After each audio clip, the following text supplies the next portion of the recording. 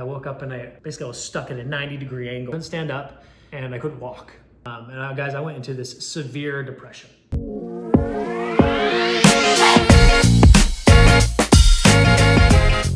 Hey guys, I want to talk about something that I've been thinking about this last week as it relates to my fitness journey. And I think it can be applied to any journey that you go through.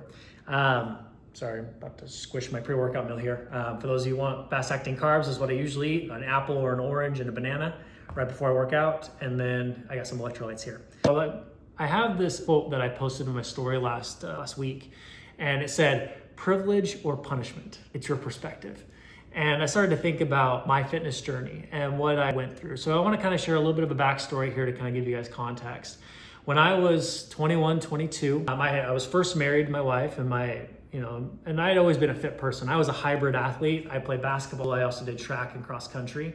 And I also consistently went to the gym. My dad kind of incited that in me at a young age to love to work out. I wasn't doing it necessarily to build muscle. I mean, I thought I was. We all go through that in our early teens where we're lifting weights and we're not knowing what we're doing, but we do it because it's fun. But I was very, very active throughout all my teens, also, doing all the sports, going to the gym. I went every day, really.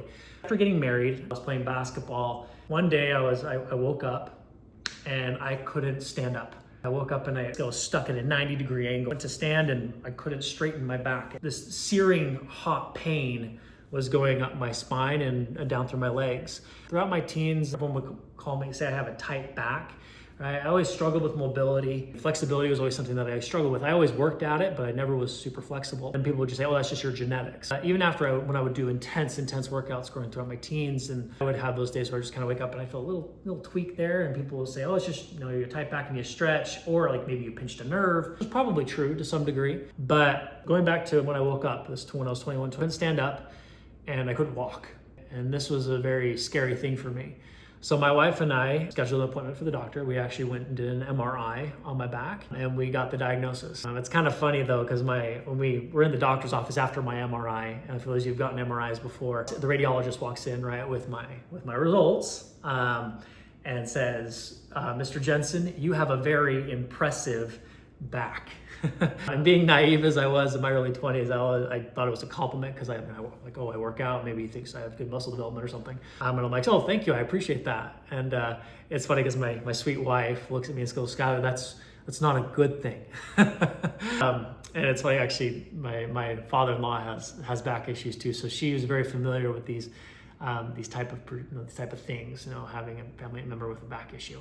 The doctor says, "Yeah, this is actually not a good thing." He goes and the wall puts the MRI for me to see. So he showed me the X-ray, and then he also showed me this 3D view of the MRI. And basically he said, "Mr. Jensen, you have a back about a 55 to 65-year-old man. You have what's called Sherman's lumbar disease." Essentially, if you're familiar with Sherman's, that's just a title. If it's chronic, they'll categorize it as a Sherman's disease. I've met other people that have Sherman's, but it's very different from what I have. They essentially showed me on the X-ray what happened was from my L3, which is about right here on your lower back, to my S1, right, which is in your tailbone. Basically, it didn't look like a back. You know what a vertebrae looks like? It kind of looks like this from an upward view, kind of like a heart with two little holes in it from an upward view. If you look at it side by side, it's like blocks, right? You have your vertebrae stacked on top of each other with your discs in between those vertebrae. So the X-ray, and looking at that, there's a vertebrae, a disc, a vertebrae, a disc, and then I hit my L3 and it's like a jagged rock looking thing.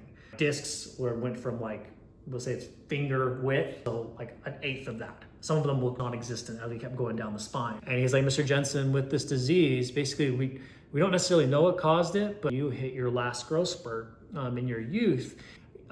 Basically, essentially your spine stretches out as you grow. So your lumbar spine for some reason didn't stretch out with the rest of your back. And so basically what it's done, it's compressed, right? It's basically like pressed together. And essentially the discs and the vertebrae are grinding, right? They're just doing this. When something's compacted like that, they're gonna grind. And so when you move and you're super active, you're running or whatever, playing basketball, lifting, you're agitating that. And that's why I'm getting pain, right, guys, is you have your nerves that go down your spine in between the vertebrae and the discs. So your vertebrae and your discs are degenerative, they're grinding, just dwindling down. And yeah, this is kind of where you're at. And I was kind of confused at the time. I was like, well, why now? I've always had a little bit of a tight back, but why all of a sudden am I feeling this pain? I never have before. That doesn't make sense. The brain is a very powerful thing, as you guys know. It becomes accustomed to if you feel little bits of pain, kind of going back to, I can't name the experiment right now, but there's like a science experiment where they put a frog in boiling water and they turn it up the temperature a lot over time, and the frog doesn't even realize that the temperature is going up until essentially it realizes that it's boiling and burning to death. So kind of that gradual, our brain becomes accustomed to pain. Throughout my teens, like, well, you probably had these tight little pains. It was degenerative, but your brain was able to, your body was able to adapt, and you were able to essentially exist with this pain. But your degeneration has finally hit a point where it was just so much for your body, and finally just hit like, wow, this actually hurts. And so that's why you have this now surge of pain, almost unbearable. And this actually, I will say, this pain, they told me that it's probably agitating your nerves, right? You also have arthritis in between your discs and your vertebrae. So it's a combination of joint pain as well as probably your nerves being hit as your discs and vertebrae are grinding together. I had tingles down my legs. It was just, again, guys, it was a very traumatic experience. So why am I telling you this? Essentially, the doctor told me to stop lifting. Like playing basketball, something agitated it. When I ran, it agitated it. And the doctor's like, okay, well, I've been doing swimming, but weightlifting is probably not the best thing for you. Especially for your back, you're gonna probably accelerate your degeneration. And guys, I'll be honest, no, shamefully, I'll say I listened. I'm not telling you not to listen to your doctor, but at the time, I kind of took everything that this doctor was telling me as doctrine, as something that I need to listen to. And so he's like, basically shut it down, right? All the activity that you're doing, kind of cut that out. And so for 6 months, that's what I did. I stopped weightlifting, stopped training. As I went into this severe depression where I was, lethargic. I was, I kind of felt like a big, huge part of me had been taken away. I missed going to the gym. And not to dive too much into this, but I do believe in the power of the mind. Obviously doing things smartly, but I decided after that 6 months, like, I can't live like this time, right? Better to live doing something that I love rather than not living at all. And so I went back to the gym and I started to really study different forms. Like, I wanted to deadlift, I wanted to squat. Those are the big lifts that were affecting me the most, but I wanted to do cardio. And I started to really find different strategies and tactics and things to help me do this while not agitating my back. Again, I'm 21, 22 at the time here, guys. Fast forward now, right, I'm 35. A lot of people look at me now and they don't even know that I have a back issue. And I'm not 100%, but I will say this, guys, like, compared to back then, I am literally 100% better. I can, obviously you guys have seen videos of me deadlift, 375. I can squat 300. So why am I telling you this? I didn't get there overnight. It's been 13, 14 years since that day. But going back to this quote, I was telling you, privilege or punishment, it's your perspective. Where I am now, I look forward to the gym. I love the gym. It's a big part of who I am. And I love being active, right? And so I really like, even those, we all have those days where it's hard, right? Or like, you don't want to get up. But then when I have those days and they're really like, I just don't want to work out today, or it's really a long day at work, or it's been a combination of everything, work, family, all these, I have church responsibilities, things that I do. I'm like, man, I don't want to work out today. But then I remember 21, 22-year-old Skylar, and if he could see me, how my back feels essentially compared to that, it's a privilege. I get to work out today.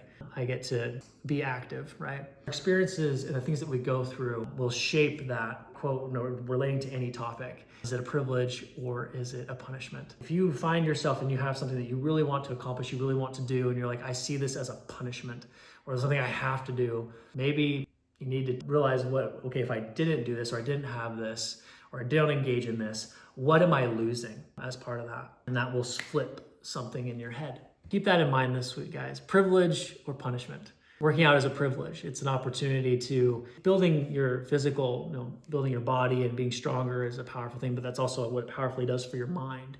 That I can do hard things. I always tell my kids, you can do, two things I say to them is, can you do hard things? And I make them say yes. And do we give up? No. Right? Now, again, I'm not a doctor, guys. I'm not telling you to go out and not listen to your doctor, but I am saying if someone tells you you can or can't do something, at the end of the day, it's if you decide to accept that or not.